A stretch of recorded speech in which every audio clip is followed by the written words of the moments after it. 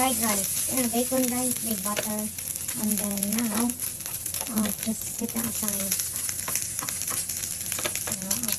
Eggs. Use butter.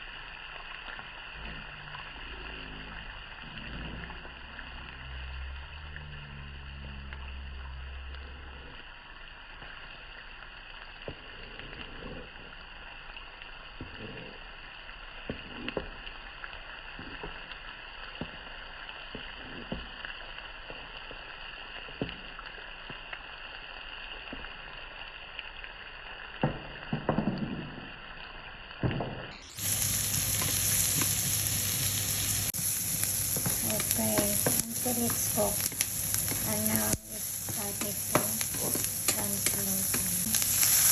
This one.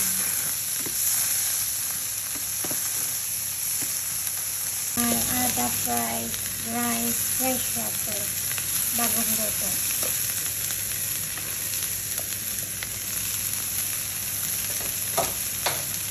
Add a little bit of kimchi powder.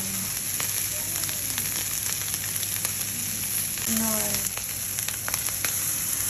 a little bit, just to mix it together. Mix it together, and then